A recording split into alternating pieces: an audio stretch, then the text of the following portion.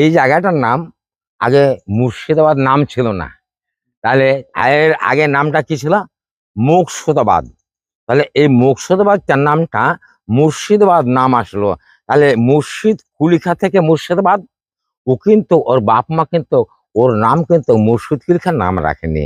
ওর নামটা ছিল কি তাহলে? সুধাংশু নারায়ণ। ওর বাবার নাম ছিল দর্প নারায়ণ। ও একটা কিন্তু ব্রাহ্মণের ছেলে। ও একটা ব্রাহ্মণের ছেলে। ও কিন্তু যখন 9 থেকে 10 বছর বয়স, ওর বাবা মা দুটো মারা যায়। আচ্ছা, বাপ মা মারা ছেলে কিভাবে মানুষ হয়? আত্মস্বজন পাড়া প্রতিবেশী যারা থাকে তারা কিন্তু পাশে টেনে নেয়।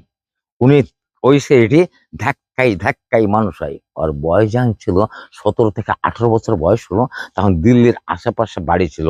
উনি দিল্লির বাজারে উনি যে কুলিগিরি কাজ করতো।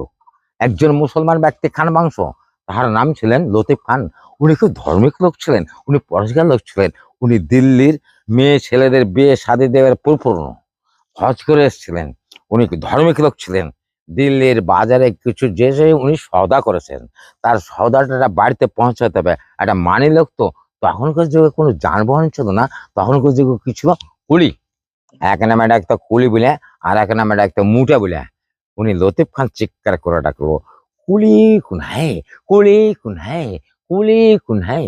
3বার চিৎকার মারলো। শব্দটা যে সুধাংশু নারায়ণের কানে পৌঁছলো। সুধাংশু নারায়ণ ছুটতে ছুটতে সব বললো যে, হুজুর আপনি কি কুলি ডাকলেন? বলে, হ্যাঁ আমি একটা কুলি ডেকেছি। আপনার প্রয়োজনটা? আমি একজন কুলি, আমার এই বোঝখানা একটু বাড়িতে পৌঁছাতে হবে। ওর মাথায় করে বোঝটা পৌঁছে দিল, ওকে ন্যায্য মূল্যটা দিয়ে দিল। ন্যায্য মূল্যটা দেওয়ার পরে জিজ্ঞাসা করলো লতিফ খান যে, বেটা তোমার দেখতে কেউ সুরাতটা ভালো, দেখতে কেউ টালপেকারটা ভালো, এখন তোমার 18-19 বছর বয়স, এই বয়সে তুমি কুলিগিরি কাজ করছো, তোমার পরিচয়টা? বলে, আমার পরিচয়? আমি একটা ব্রাহ্মণের ঘরের ছেলে। আমার বাবার নাম হলো দর্প নারায়ণ, আমার নাম হলো সুধাংশু নারায়ণ। আমি ছোট থেকে বাপ মা হারা, আমি ধাক্কাই ধাক্কাই মানুষ হয়েছি। এখন শরীরে আমার তাগদ আসাকালীন আমি কিছুদিন থেকে কুলিগিরি করে খাই। লতিফ খান বললাম, বেটা তোমাকে যদি আমি নিজের ছেলের মতো বাড়িতে রাখি থাকবে? সুধাংশু নারায়ণ বলল, আমি থাকতে পারি, কিন্তু আপনি একটা কর্ম দিবেন। বিনা কর্মতে খাওয়া যায় না, আর বিনা কর্মতে থাকা যায় না। লতিফ খান বলল, তুমি ঠিকই বলেছো, কিন্তু আমার বাড়িতে তো কোনো কর্ম নাই।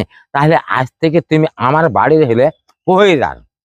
সুধাংশু নারায়ণ বলল, আমি যদি বাড়ির পহিদার হই, আমার হাতে কিন্তু একটা অস্ত্র দরকার। বিনা অস্ত্রতে পহিদারটা মানায় না। লতিফ খান বলল, তুমি ঠিকই বলেছো। লতিফ খানের বাবার হাতে ছিল ঘরের তালোয়ার। ওই তালোয়ারটা বার করে এনে সেদিন সুধাংশু নারায়ণের হাতে তুলে দিল। ওই দিন থেকে সুধাংশু নারায়ণ ওই লতিফ খানের বাড়ি হলো পহিদার। ওই বাড়িতে 5-6 বছর ছিলেন।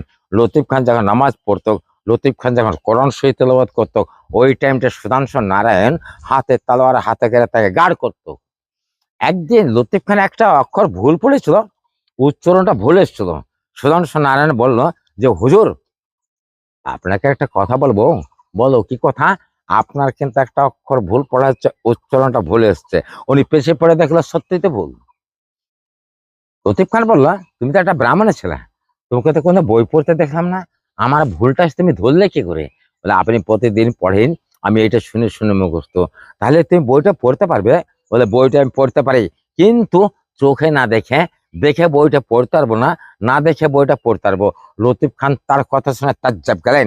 লতিফ খান তার নিজের আসনটা, যে আসনে বসে লতিফ খান নামাজ পড়তো, কোরআন শরীফ তেলাওয়াত করতো, ওটাকে কি বলি আমরা? জায়নামাজ। সঙ্গে সঙ্গে সুধাংশু নারায়ণকে বিছিয়ে দিল। বলে, এই একটা আসনে বসে তুমি কোরআন শরীফ তেলাওয়াত করবে, আমি তোমার পাশে বইলে বসলাম, আমার ভুল তুমি ধরলে, আমি তোমার ভুলটা ধরতে পারি কিনা? সুধাংশু নারায়ণ ওই বাড়ির রীতিরকম সব জানতো। এক বদনা পানি লিয়া অতি ভক্তির সঙ্গে উজু করলেন, তালুয়াটাকে উজু করালেন, বিসমিল্লাহ রহমান রাহিম বলে এসে জায়নামাজে বসলেন। বিসমিল্লাহ রহমান রাহিম বলে হাতের তালোয়ারটা ডান পাশে রাখলেন, বাম পাশে লতিফ খান, মাথার উপর সব লোক দাঁড়িয়ে আছে। একটা ব্রাহ্মণের ছেলে কোরআন শরীফ তেলাওয়াত করবে, তারা শোনার জন্য। সুধাংশু নারায়ণ যখন নিজের চক্ষু বন্ধ করে উনি কোরআন শরীফ তেলাওয়াত করছিলেন, ওই সময় হাতের তালোয়ারটা তার ঝুঁকি মেরে নাচতে নাচতে ওর মাথার উপর সৈন্যরূপে ঘুরতে লাগলেন। একটা 5 থেকে 7 কেজি ওজনের নোহার তালোয়ার যতক্ষণ ধরে সুধাংশু নারায়ণ কোরআন শরীফ তেলাওয়াত করেছিল, ওই তালোয়ারটাই সুধাংশু নারায়ণকে সৈন্য রূপে গার্ড করছিল। এরকম যদি কেউ অলৌকিক কাজ দেখাতে পারে তাদেরকে বলা হয় পীর ও মুর্শিদ। তাই সেদিন থেকে তার নামটা রাখা হলো লতিফ খান মুর্শিদ কুলি খান। উনি কুলির পরিচয় দিয়েছিলেন, আমি কুলি, আর সেদিন থেকে তার নামটা আসলো মুর্শিদ। মুর্শিদি কাজ দেখালেন এখানে, তার সৈন্যরূপে তালোয়ার ঘুরছে মাথার পরে, তার এখানে মুর্শিদি কাজ দেখালেন। সেদিন থেকে লতিফ খান তার নামটা রাখলো মুর্শিদ কুলি খান। সেদিন থেকে সুধাংশু নারায়ণের নামটা তার মুছা গেল, সেদিন থেকে তার নামটা আসলো মুর্শিদ কুলি খান। এই কথাটা দিল্লির সম্রাট ঔরঙ্গজেবের সঙ্গে আর লতিফ খানের সঙ্গে ছেলে গার্হস্থ্য বন্ধুস্থায় একই ক্লাস পেন। মাঝে মাঝেই লতিফ খান ঔরঙ্গজেবকে গল্প শোনাতেন। এই যে গল্পের মাধ্যমে এই জীবনী কথাটা সম্পূর্ণ ঔরঙ্গজেবের কানে তুলে দিলেন লতিফ খান। লতিফ খানকে বললো, বন্ধু, যে ছেলেটা অলৌকিক কাজ দেখেছে আপনার বাড়িতে আছে, আপনি কালকে আমার চোখের সামনে এনে আপনি খাড়া করবেন, আমি নিশ্চোখে তাকে দেখতে চাই, কানে শুনলে হবে না, আমি নিজের চোখে দেখব। ঔরঙ্গজেবের অর্ডার পেয়ে লতিফ খান তার পরের দিন নিয়ে যা ঔরঙ্গজেবের মুখের সামনে খাড়া করলো। ঔরঙ্গজেব তার টল ফিকে ছিল 6.5 ফুট, তার তখন বয়স ছিল তার 24-25 বছর। ঔরঙ্গজেব তার রূপ দেখে, চেহারা দেখে, টল ফেকে দেখে ঔরঙ্গজেব এখানে খাপে তালোয়ার। ঔরঙ্গজেব মগ্ন হয়ে ঔরঙ্গজেব বললো, তুমি যাও বাংলা, বিহার, উড়িষ্যার নবাব হয়ে তুমি রাজতন্ত্র পরিচালনা করো, তোমার পক্ষে সম্ভব। এই জায়গাটার নামটা ছিল তখন মুর্শিদাবাদ। এই মুর্শিদাবাদটার নামটা মুছে দিল ঔরঙ্গজেব, যে নামটা বসিয়ে দিল মুর্শিদাবাদ। মুর্শিদ কুলি খান নামে মুর্শিদাবাদ। সেই মুর্শিদ কুলি খানের জামাই সুজাউদ্দিন খাঁ, ইনি মুর্শিদ কুলি খান 1725 মৃত্যু হয়। ইনি 1725 থেকে ইনি রাজতন্ত্র মারি খেয়েছিল। কিন্তু মুর্শিদ কুলি যখন বাংলা, বিহার, উড়িষ্যা নবাব ছিল, ইনি কিন্তু তার সেনাপতি ছিল। আলীবর্দী ছিল দাওয়ান, মীর জাফর, মীর মদন, মোহনলাল, জাফর আলী খাঁ, রাজা রাজবল্লভ সবাই কিন্তু মুর্শিদ কুলির কর্মচারী ছিল। উপযুক্ত থেকে এর সঙ্গে বিয়ে দিয়েছিল এবং সেনাপতি এবং তার জামাই। মুর্শিদ কুলি খাঁ 1725 মৃত্যুর পর ইনি কিন্তু রাজতন্ত্র মারি হয়ে গেল জামাই রূপে। আলীবর্দীর পাল্টা হলো, আলীবর্দী সেনাপতি হলো এর বেলায়। ইনি যখন রাজতন্ত্র চালাতো, ওই টাইমে মারহাট্টা বুর্গিদের অত্যাচার ছিল। মারহাট্টা বুর্গি মানে কি বুঝাই? ডাকাত, লুটেরা। তা এই ডাকাতের সর্দার ছিল বাক্সার পণ্ডিত, ওর সঙ্গে বন্ধুত্ব ছিল। সেই থেকে লুটটা বন্ধ হয়ে গেল। তখন নবাব সুজাউদ্দিন বললো, বন্ধু, আমরা হিন্দু মুসলমান এক মেয়ের সন্তান, মিলেমিশা করি, কাজ হারি কবন হয় লাজ। তাই নবাব সুজাউদ্দিন এই মন্দিরটা আর মসজিদটা একই সঙ্গে গঠন করলো। ওটা হচ্ছে ভাগসার পণ্ডিতের নামে। ভাগসার পণ্ডিত ওখানে পুজো দিতেন আর নবাব সুজাউদ্দিন এখানে নামাজ পড়তেন। দুই বন্ধুর ধর্মটাকে একত্র করে জায়গাটার নাম রেখেছে রোশনি বাগ। রোশনি মানে আলো, বাগ মানে বাগিচা। ওখানেও পুজো হয়, এখানেও নামাজ হয়। তাই ধর্মটাকে নিয়ে এটা হচ্ছে রোশনি বাগ। রোশনি মানে আলো, বাগ মানে বাগিচা। কিন্তু এটা আমার বাগান বাড়ি, কিন্তু বাগান বাড়ি না। তাহলে এত সুন্দর যদি বাগান বাড়ি হয়, তাহলে বাঁচতে পারে, এটা তো এর থেকে আরো সুন্দর হবে। আপনি নাম তো শুনেছেন, ইতিহাসের পাতা আছে হিরে ঝিল মতিঝিল দুটো। মতিঝিলটা ওই পারে, হিরে ঝিলটা এই পার। এখান থেকে সামনে গেটটা বাড়ালে 1 মাইলের রাস্তার মাথায় হিরে ঝিল। যে হিরে ঝিলের প্রাসাদ ছিলেন নবাব সুজাউদ্দিন যখন আসতেন না, এটা নবাবের বিশ্রামখানা, বারামখানাঘর, যা কিছু দেখছেন নবাব তৈরি করে গেছেন। এখানে বাইরে বসতেন, ফুলের সুগন্ধ। এই জায়গাটা কিন্তু চরিত্রহীন নবাব ছিলেন না, এখানে কোনো বাইজালা চাইনি। এই নবাব সুজাউদ্দিন খুব ধার্মিক লোক ছিলেন, এই নবাব পরিষ্কার লোক ছিলেন। এই মৃত্যুর আগে এই ছেলে সাপরাব খানকে বললেন যে, বেটা, আমার মৃত্যু হলে এই ঘরে সমাধি দিবে। তার সমাধি এই ঘরে দেওয়া আছে। এরপরে এই ছেলে রাজ্যের মালিক হলো। আলীবর্দী সেনাপতি, ভাগসার পণ্ডিত বন্ধু ছিল, সাপরাব খানকে খুব ভালোবাসতো। এই সাপরাব খানকে আর আলীবর্দী সিরাজের ছেলে সাপরাব খানকে আর ভাগসার পণ্ডিতকে একই দিনে হত্যা করেছিল সিরাজউদ্দৌলার নানা আলীবর্দীন। এই ছেলেকে হত্যা করে আলীবর্দী হয়েছে বাংলা, বিহার, উড়িষ্যার নবাব। এবার এর ছেলেকে হত্যা করে আলীবর্দী হয়েছে বাংলা, বিহার, উড়িষ্যার নবাব। আলীবর্দীনের ভগ্নিপতি মির্জাফর, মির্জাফর হয়ে গেল সেনাপতি। তাই সেনাপতি মির্জাফর বলেছিল আলীবর্দীকে, আপনার মৃত্যুর পর আমি হবো। সেটা তো হতে পারলো না। আলীবর্দী মৃত্যুর পর সিরাজকে পরাজয় করালো। আলীবর্দী মৃত্যুর পর সিরাজকে পরাজয় করালো মির্জাফর। ঘুষির বেগমের সঙ্গে যুক্তি বুদ্ধি করে ইংরেজের হাতে রেখে, তাতে ইংরেজরা পলাশির যুদ্ধে জিতে গেল। সিরাজ এখান থেকে পালিয়ে গেছিল। সিরাজকে ভগবান গোলার ব্যাগ থেকে সিরাজকে ধরে নিয়ে এসে তার মির্জাফরের বাড়িতে হত্যা করেছিল। আপনারা দেখেছেন মির্জাফরের বাড়ি? আচ্ছা, ওটা মির্জাফরের বাড়িতে সিরাজকে হত্যা করেছিল। তার ডেড বডিটা খোশবাগ। সিরাজের পালিত ভাই মোহাম্মদ বেগকে দিয়ে মির্জাফরের ছেলে তারা মৃত্যুটা করিয়েছিল মোহাম্মদ বেগকে দিয়ে।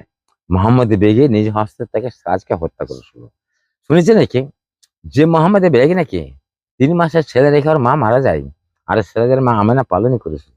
একতনা দুধ সিরাজ খেত, আর একতনা দুধ মোহাম্মদ বেগ খেত। সেই মোহাম্মদ বেগের হাতে ছোড়া তুলে দিল মির্জাফরের ছেলে মিলে। তুমি যদি সিরাজকে খুন করতে পারো, তোমাকে সোনার সঙ্গে সঙ্গে বসে রাজ মুকুট পরিয়ে বাংলার স্বাধীনতা নবাব করো, আমরা তোমার পাশে থাকবো।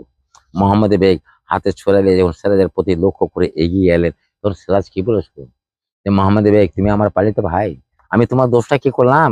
আমাকে তুমি হত্যাটা করো না, আমি তোমার কাছে প্রাণটা ভিক্ষা চাইছি, তোমার রাজ্য নিয়ে নাও, আমার প্রাণটা মেরো না। যেহেতু এক মায়ের গর্ভের সন্তান যদিও না হই, এক মায়ের স্তনের দুধ আমরা 2 ভাই লড়াই করে খেয়েছি, আজ তুমি আমার দোষটা কি পেলে? তুমি আমাকে হত্যাটা করো না। তাই মোহাম্মদ বেগের কাছে সিরাজ তার প্রাণটা ভিক্ষা চেয়েছিল। সিরাজের স্ত্রী লক্ষ্মণের ছুটে গিয়ে মোহাম্মদ বেগের পা ধরেছিল যে মোহাম্মদ বেগ আমার রাজ্যের দরকার না, আমার স্বামী দরকার, আমি স্বামী নিয়ে আমি দেশান্তরে যাবো, আমি গাছতলা বাস করবো, আমার স্বামীর প্রাণটা মেরো না, তোমরা রাজ্য নিয়ে এলাও, আমার শরীরের অলঙ্কার শুধু নিয়ে এলাও, আমার স্বামীর প্রাণটা মেরো না। মোহাম্মদ বেগ সিরাজের স্ত্রী লুৎফুন্নেসাকে পায়ে ধাক্কা মেরে ফেলে দিয়ে সিরাজকে যে বলে তুই বাঁচার আশা করিস না, তোর মৃত্যুটা এখানে পৌঁছে গেছে বলে তার বুকে মেরে দিল চাকু। সিরাজ যখন পড়ে গেল, ওই দিয়ে এই যে পিস করে ফেলেছিল, এই পিস করে ফেলেছিল, এই পিস করে ফেলেছিল, সিরাজকে যখন কাটে, সিরাজের স্ত্রী লুৎফুন্নেসা পাগল নেই। মির্জাফরের ছেলে মিলন সিরাজের কাটাটা দেখে অতি খুশি হয়ে, অতি আনন্দিত হয়ে, আমি আজ সিরাজের স্ত্রী লুৎফুন্নেসাকে লইয়া আয়ুষ ফুর্তি করবো, আনন্দ করব, মনের একটা খারাপ মন এগিয়ে আসছিল। এমন টাইমে সিরাজের স্ত্রী লুৎফুন্নেসা স্বামী কাটা পড়ে আছে, রক্ত তুল্য হলাল পাগল এনে মির্জাফরের ছেলের মির্জাফর মিলনের আশার ভাব ভক্তি দেখে উনি মনের দ্বারাই বুঝতে পারলেন। তাই সেদিকে সিরাজের স্ত্রী লুৎফুন্নেসা কি করলেন, যদি হাতে চাকু থাকতো আত্মহত্যা করে ফেলতো, কিন্তু নিরুপায় তারা হাত খানাতে নিলেন আল্লাহর কাছে। বললেন আল্লাহ, আমি যেদিকে তাকাই সেদিকেই দুশ্মন, এই দুশ্মন আমার ইজ্জত লিয়ে ছিনিমিনি করবে, আল্লাহ ইজ্জতের মালিক, তুমি ইজ্জতটা আমার রক্ষা করো। সিরাজের স্ত্রী লুৎফুন্নেসা সতী ছিল, তার সততা রাখার জন্য আল্লাহ পরিস্থিতি নিলেন। তিনি আকাশে মেঘ ছিলেন না, তিনি বিনা মেঘে বজ্রঘাত মির্জাফরের ছেলের মৃত্যু হয়েছিল ওই দিনই। তলপাতে মির্জাফরের ছেলের মৃত্যু দেখে মির্জাফর লজ্জাতে নিজের ছেলের ডেড বডিটা তাড়াতাড়ি ঘরে ভরে নিলেন। সিরাজের ডেড বডি কাটা বডি পড়ে আছে। যারা মির্জাফর সবাইকে নিষেধ করলেন কেউ এই কথা বাসটা করবে না। পরে বাসটা করেছিল যে মির্জাফরের ছেলে মিলনের মৃত্যু হয়েছিল ওই বিহারে যে বাজ পড়ে, কিন্তু বাজ পড়ে এই কথা বাসটা করেছিল, কিন্তু ওই দিনই যদি না বাজ পড়ে মরতো বিনা মেঘে বজ্রঘাত যেদিন, তাহলে সেদিনকে তাদের স্ত্রী লুৎফুন্নেসার ইজ্জত হানি হতো। তাই ইজ্জত হানিটা রোখার জন্য আল্লাহ ওই দিনই মির্জাফরের ছেলে মিলনের মৃত্যু হয়েছিল তড়পাতে। তার মৃত্যুটা সিরাজের স্ত্রী লুৎফুন্নেসার চোখে দেখেছিল, নিজের স্বামীর চোখে দেখলো যেমন, তেমনি মৃত্যুটা তেমনি তার মির্জাফরের ছেলে মৃত্যুটাও দেখলো। তাই চারিদিকে হই হই শব্দ, চারিদিকে হই হই শব্দ, বাংলার স্বাধীনতা নবাবকে মির্জাফরের বাড়িতে হত্যা করে পড়েছে। যারা সিরাজ পক্ষের লোক, সিরাজ আত্মস্বজন ছুটে এসে দেখলো তার ডেড বডি পড়ে আছে, রক্ত তুল্য হলাল। তার ডেড বডি তুলে খোশবাগে দাফন করলো। লুৎফুন্নেসা বললো আমি জীবনে বেঁচে থাকতে আমি কোনো পুরুষের মুখ দেখবো না, আমার স্বামীর কবরের কাছ থেকে কোথাও যাবো না। যতদিন বেঁচে ছিলেন ততদিন পর্যন্ত ওই সিরাজের পায়ের দিকে পড়ে পড়ে কান্না করতেন। ওই মেয়েটি মৃত্যুর পর সিরাজের পায়ের দিকে সমাধি, সিরাজের স্ত্রী লুৎফুন্নেসা দেখতে পাবেন ওটা খোশবাগে। এটা আমার ইতিহাস। ঠিক আছে। আচ্ছা।